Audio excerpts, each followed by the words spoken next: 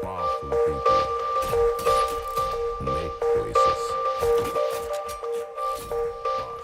So hello guys, welcome to YouTube on my way channel. आज हम बात करेंगे रियल केजीएफ के इतिहास के बारे में। कभी सोने की खदान रहा केजीएफ, आज है खंडहर। यश की फिल्म रिलीज से पहले जाने केजीएफ का इतिहास। रॉकिंग स्टार यश और Sanjay Dutt starrer film KGF chapter 2 14 अप्रैल को आने वाली है। केजीएफ का पूरा नाम कोल्लार गोल्ड फील्ड्स है। ये कर्नाटक के दक्षिण पूर्व इलाके में स्थित एक जगह है। इस जगह का इतिहास बहुत पुराना है और दिलचस्प भी है। आज हम आपको इसके बारे में बताएंगे, तो चलिए बिना देरी के स्टार्ट करते हैं। रॉकिंग स्टार यश और Sanjay Dutt starrer film KGF chapter 2 जल्द आने वाली है। इस फिल्म में केजीएफ पर रॉकी भाई के राज करने की कहानी को दिखाया जाने वाला है। फिल्म में रॉकी की टक्कर धीरज से होगी, जो अपने केजीएफ को वापस लेने आ रहा है। इस फिल्म का पहला पार्ट 2018 में रिलीज हुआ था और तभी से सीक्वल का इंतजार फैंस बड़े बेसब्री से कर रहे हैं। ऐसे में हम आपको बता रहे हैं केजीएफ की असली कहानी क्या है केजीएफ का असली इतिहास। केजीएफ का पूरा नाम कोलार गोल्ड फील्ड्स है। ये कर्नाटक के दक्षिण पूर्व इलाके में स्थित एक जगह है। बेंगलुरु के पूर्व में मौजूद बेंगलुरु चेन्नई एक्सप्रेसवे से 100 किलोमीटर दूर केजीएफ टाउनशिप है। इस जगह का इतिहास बहुत पुराना और दिलचस्प है। एक रिपोर्ट के मुताबिक 1871 में ब्रिटिश सैनिक माइकल फिट्जगेराल्ड लेवेली ने 1804 में एशियाटिक जर्नल में छपे 4 पन्नों का एक आर्टिकल पढ़ा था। उसमें कोलार में पाए जाने वाले सोने के बारे में बताया गया था। इस आर्टिकल को पढ़ने के बाद कोलार में लेवेली की दिलचस्पी बढ़ी। इस टॉपिक को पढ़ते हुए लेवेली के हाथों ब्रिटिश सरकार के लेफ्टिनेंट जॉन वॉरेन का एक आर्टिकल लगा। लेवेली को मिली जानकारी के अनुसार 1799 की श्रीरंगपट्टनम की लड़ाई में अंग्रेजों ने टीपू सुल्तान को मारने के बाद कोलार और उसके आसपास के इलाके पर अपना कब्जा जमा लिया था। उसके कुछ समय बाद अंग्रेजों ने यह जमीन मैसूर राज्य को दे दी। हालांकि कोलार की जमीन को सर्वे के लिए उन्होंने अपने पास ही रख लिया था। चोल साम्राज्य में लोग जमीन को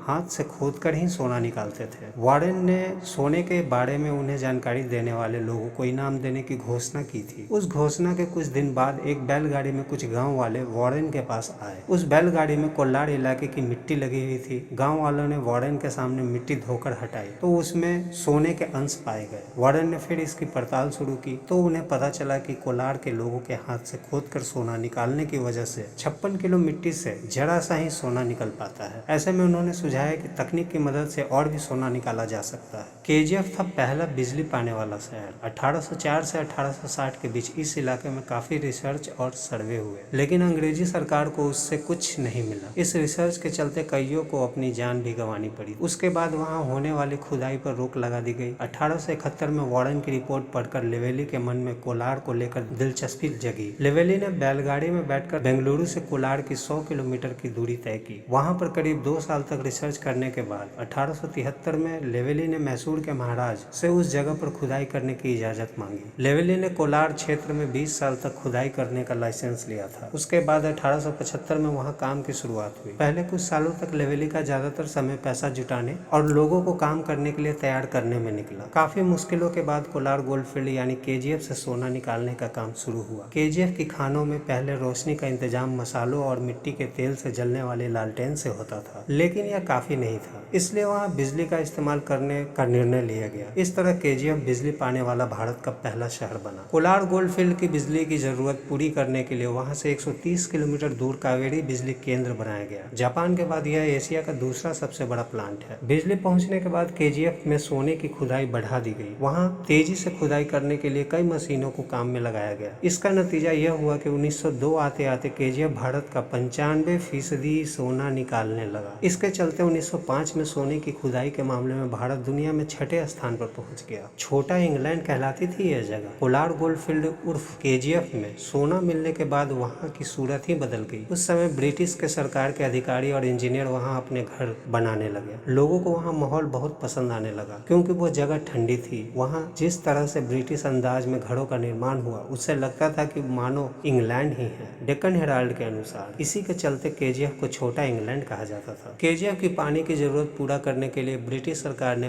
पास में ही एक तालाब का निर्माण कराया। वहां से केजीएफ तक पानी की पाइपलाइन का इंतजाम किया गया। आगे चलकर वही तालाब केजीएफ के आकर्षण का मुख्य केंद्र बन गया। ऐसे में लोग वहां घूमने जाने लगे। साथ ही सोने की खान के चलते आसपास के राज्यों से वहां मजदूर आकर काम करने लगे। साल 1930 के बाद इस जगह पर 30,000 मजदूर काम करते थे। भारत के हाथों में आकर ठप हुआ केजीएफ। देश को जब आजादी मिली तो भारत सरकार ने इस जगह को अपने कब्जे में ले लिया। उसके करीब एक दशक बाद 1956 में इस खान का राष्ट्रीयकरण कर दिया गया। 1970 में भारत सरकार की Bharat gold mines limited company ने वहां काम करना शुरू किया। शुरुआती सफलता मिलने के बाद समय के साथ कंपनी का फायदा कम होता गया। 1969 के बाद तो हाल ये थी कि कंपनी के पास अपने मजदूर को देने के लिए पैसे भी नहीं बचे। केजीएफ का प्रदर्शन 80 के दशक के दौरान खराब होता चला गया। एक समय ऐसा भी आया जब वहां से सोना निकालने में जितना पैसा लग रहा था वो हासिल सोने की कीमत से भी ज्यादा हो गई थी। इस वजह से 2001 में Bharat gold mines limited company ने वहां सोने की खुदाई बंद करने का ऐलान कर दिया। उसके बाद वो जगह एक खंडहर बन गई। माना जाता है कि केजीएफ में आज भी सोना है। तो कितनी होगी सोने की कीमत? केजीएफ में खनन 121 सालों से भी ज्यादा समय तक चला। साल 2001 तक वहां खुदाई होती रही। एक रिपोर्ट के अनुसार उन 121 सालों में केजीएफ की खदान से 900 टन से भी अधिक सोना निकाला गया था। तो ये थी केजीएफ की कुछ अनसुने इतिहास। आशा करता हूँ गाइज आप लोग को ये वीडियो पसंद आई होगी। अगर आपको पसंद आई तो प्लीज लाइक करें, शेयर करें, कमेंट करें और सब्सक्राइब करें। तो जल्द ही मिलते हैं अगले वीडियो में। तब तक के लिए धन्यवाद। राम राम।